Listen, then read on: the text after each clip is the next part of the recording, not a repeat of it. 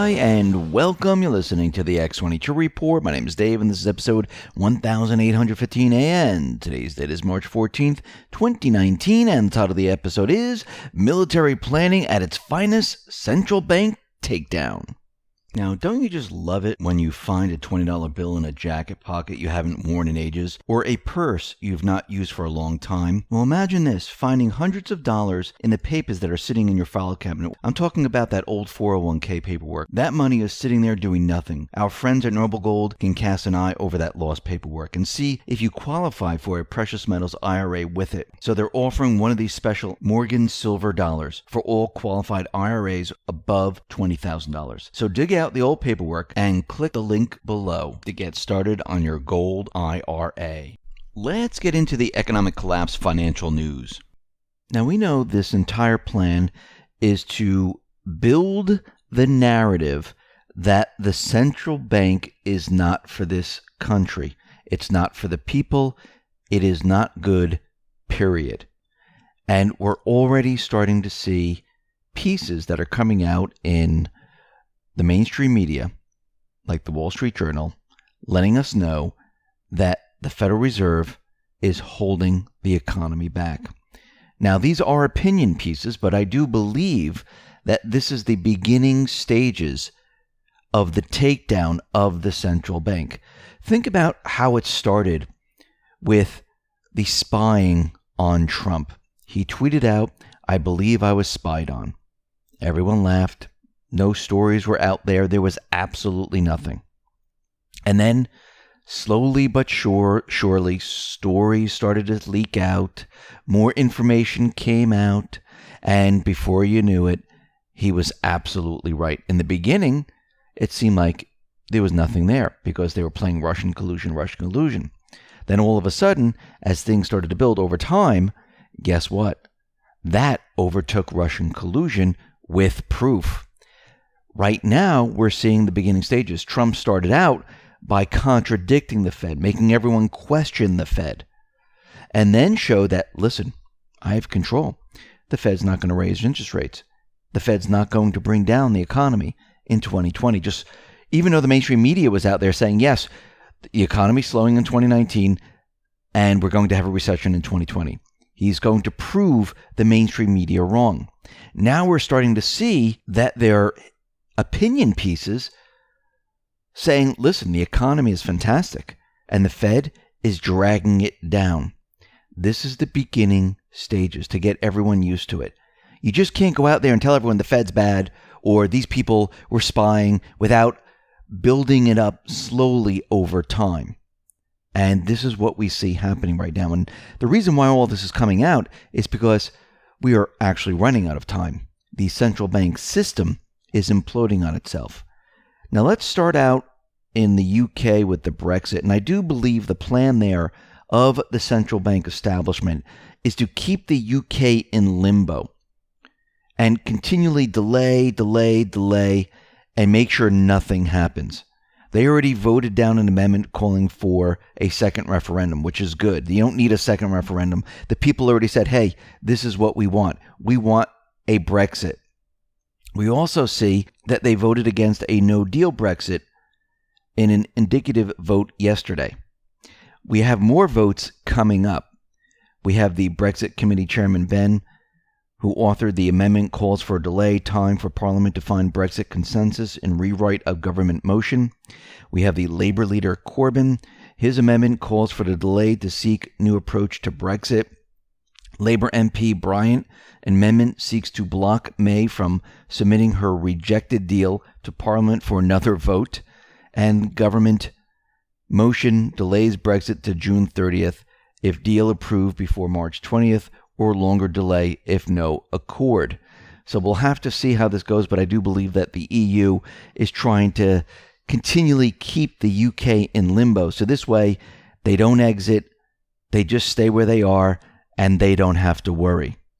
Here in the United States, we see the actual economy falling apart. And this is the central bank economy. Remember, there's two separate economies going on right now. The economy that Trump is trying to rebuild and prepare us for this transition. We have the old economy, which is the central bank economy, which is imploding on itself. And most of these stats are for the central bank economy because they create these gigantic bubbles, they create debt, and it's all falling apart. If we look at the housing market, we've known for a very long time that the housing market was pumped up, and now we see it's completely falling apart. It didn't help with the central bank raising the rates. It added, fuel to the fire, and it takes a very long time for the home sector to recover. Once you pause interest rates, it just doesn't stop. It continues on the way it is. It's like a gigantic freight train, and you're trying to stop it, and it has to roll a little bit before it actually stops. So we see new home sales. They plunged by 6.9%. And the year-on-year growth in new home sales, well, they are declining rapidly. It looks like we're in a declining phase. Actually, the prices on homes right now, they are down by 3.8% from a year earlier. So if you look at this trajectory, we see that home prices are starting to fall. And like I said, this whole thing has been pumped up by the central bankers. They were planning to bring all of this down.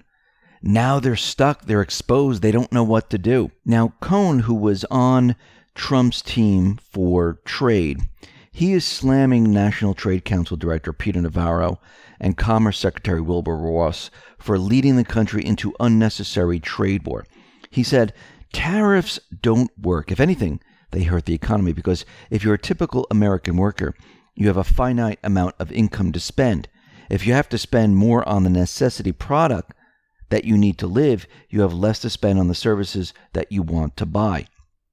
Now, we need to go a little bit past this, and it's amazing how these individuals never go to the source of the problem. Because if you go back in history and you look at the dollar, you see the dollar has been losing value for a very long time. The increase in cost of all these products, it's not because these things cost more, it's because the value of the dollar has decreased. So if he really wants to talk about people not having enough to afford things, it's because of the dollar. It's because of the federal debt note, the central bank system. This has nothing to do with the tariffs. The tariffs are being used as leverage to rework these trade deals that the globalists set up. So if we really want to talk about people having a tough time, people having a difficult time affording things, it always goes back to the central bank. This is why minimum wage never works. Think about it. If I go back in time and I was working at a supermarket way back when I was a teenager, minimum wage was $3.35. I mean, nobody can survive on $3.35 today. And of course, they had to raise it along this long path here just to keep up with the devaluing of the dollar. This will be a never-ending cycle. Why don't we just get rid of the problem? And the problem is the central bank. Now, some good news. Toyota, they made an unexpected announcement, and they said, listen, we're going to be investing $13 billion in the country over the next 5 years. Why did they do this? Well, they said, listen, since Trump carefully negotiated the USMCA and it replaced the failed NAFTA, this was a good incentive to bring manufacturing back into the United States. And it looks like states that will be receiving new or expanded manufacturing plants include Alabama, Kentucky, Missouri, Tennessee, West Virginia. And we need to bring back more manufacturing into this country. Remember what Trump is doing. He's using the central bank's weapons against themselves. Use all this money, all the borrowed money, use it all. Build your infrastructure. Build the economy. Increase the debt. Because once that is all done and you've prepared the economy, all you need to do is turn around and show what the Federal Reserve has done. How do you do this? You audit them. And once you open their books, people will then say, why are we paying for all this debt? We don't have to. All of this debt was put on through fraud. Open up what has happened in the government. The same thing. And I believe this is the path that Trump is taking. Now, we're starting to see new opinion pieces and new articles come out, and they're really going against the Fed. Out of the Wall Street Journal, the Fed is a threat to growth. The real economy is ready to reignite, but Powell's tight money policy is acting like a wet blanket. What are they doing right now? And I don't believe this is just a coincidence. This is pre-planned. Just like Trump contradicting the Fed, this is part of the plan. Drop the carpet bombs. Drop the carpet bombs. Get people used to hearing the Fed, that they're responsible. You do this over and over, and then guess what?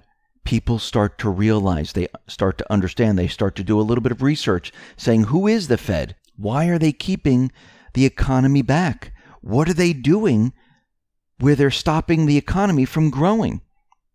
This is exactly what the patriots want. They want people to start thinking. And once people start thinking, they start to do a little bit of research. And they start to realize, well, wait a minute, the Fed is a private corporation. The Fed is not working for the people. And Trump and the patriots, over time, they need to build this up over time, just like with what is happening with the Spygate, with FISA, with the OIG report, with Clinton email, and everything else. You need to build this up over time to get people used to hearing this. People used to understanding that something happened, and you need to understand why it happened. And there is proof.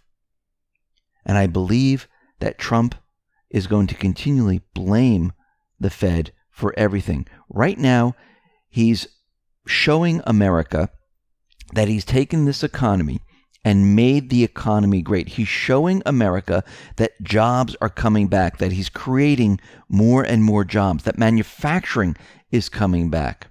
And he's doing this for the good of the country. This is why he continually tweets out how well the economy is doing, because the mainstream media is not going to do it for him. The central bank, the deep state, they're not going to do it for him. This is why he's continually doing this. And then he's going to turn his sights onto the Fed. Right now, he needs to keep everything stable until after the 2020 elections. Because if the economy comes down before the 2020 elections, it would be a complete and utter disaster for him. Because people then become upset. People become more upset when you hit them in the wallet or the bank account.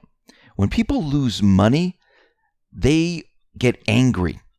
This is why the central bank, the deep state, wanted the economy to come down during the 2020 elections. And this is why Q said they know about the plan, and this is why they countered it. So right now, we're in that phase where Trump's building up the economy, showing that the economy is doing fantastic, and he's going to continually drop carpet bombs. We're going to see more and more of these articles, and he's going to start to contradict the Fed once he's in his second term. This gives us time to prepare.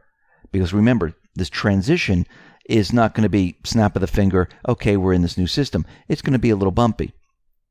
Remember, there's a lot of debt. There's a lot going on. Everything's interconnected. And it's going to be a little bit bumpy moving into something completely different. But on the other side, it's going to be absolutely fantastic. And this is the central bank's worst nightmare. Having the population realize that their economy does a lot better without a central bank. Once people realize this, they're going to say, why did we ever have a central bank? Never again. Listen, everyone, thanks a lot for listening. Be well, be safe, and especially be prepared. Thanks a lot.